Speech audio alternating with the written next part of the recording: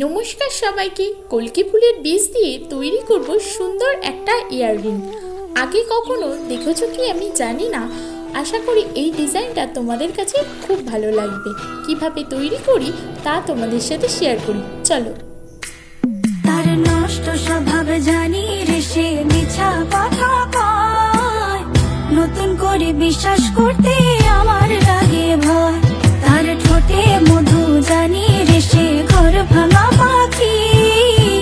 জানিতে চাই বন্ধু তোমার মতলবটা কি, জানিতে চাই বন্ধু তোমার মতলবটা কি, জানিতে চাই বন্ধু তোমার মতলবটা কি।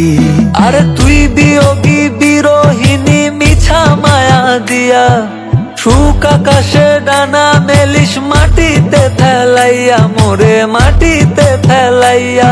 আমি একলা শালি